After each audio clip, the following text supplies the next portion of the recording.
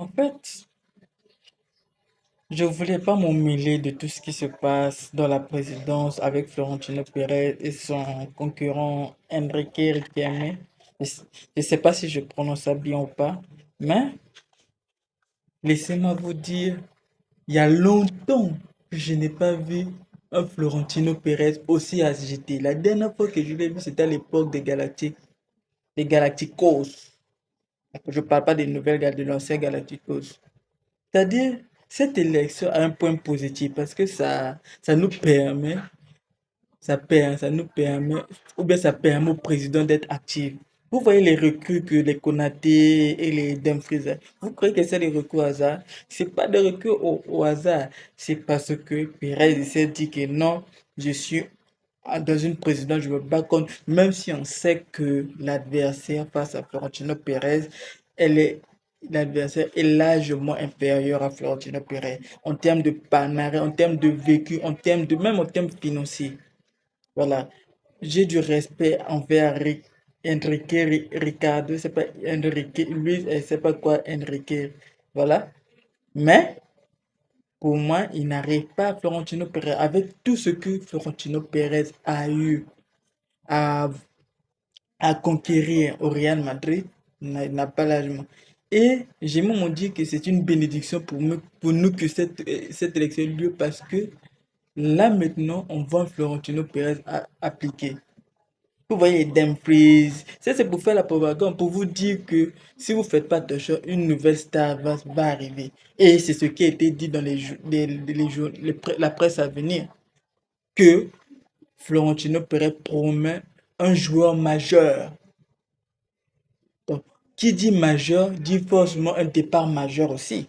Parce que ramener les recrues, c'est bien. Mais si tu ramènes les recrues et tu ne fais pas bouger le monde qui est avec toi là, comment veux-tu que les recrues s'intègrent? Ils ne pourront pas. C'est bien, moi, c'est hyper qu'ils viennent. Imaginez qu'on recrute peut-être Enzo Fernandez.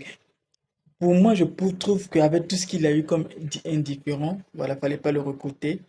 Mais bon, s'il faut le recruter, il va jouer où? Tandis que tu as des Nukopa, tu as des Arda Güler, tu as des Bellingham, tu as les Maston Tourneau qui peut jouer, tu as des Rodriguez qui peut jouer en 10. En fait, on va se retrouver avec au moins 6 milieux créateurs, 6 milieux 10. C'est trop pour une équipe. Avoir deux, c'est bien, le maximum c'est deux. Mais jusqu'à trois au même poste, c'est trop. C'est trop. Et quel message tu vas envoyer à un joueur comme Arda Güler qui vient d'être élu révélation de l'UEFA? Parce que Arda Güler, c'est fini, hein. L'année prochaine, il doit encore avoir plus de temps de jeu et peut-être titulaire dans certains matchs. Mais si tu ramènes encore un 10 encore à son profil, il va pas jouer. C'est-à-dire, on va revenir à la problématique de Carlo Ancelotti, qui ne le faisait pas jouer autant qu'il le voulait. Et quand un joueur ne joue pas autant, c'est difficile qu'il ait de la confiance. C'est difficile que ce joueur-là adopte la confiance. Vous voyez? Donc c'est ça qu'on aura comme problème. Et j'espère que Mourinho, lorsqu'il... Je suis sûr que c'est tous ces reculs-là, c'est lui qui l'a demandé, que Florentino Pérez, voilà, s'est décidé à agir.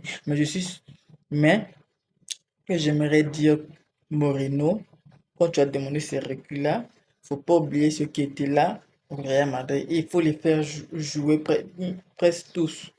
Pas forcément dans les mêmes matchs, mais tous doivent avoir le temps de jeu. Et en fonction de ça, tu vas juger qui sera bon pour ton 11 du départ ou pas. Voilà. Ça, c'est tout ce que j'avais à dire. N'oubliez pas de vous abonner, commenter, liker, publier si vous avez aimé. On se retrouve dans la prochaine vidéo. Ciao, ciao.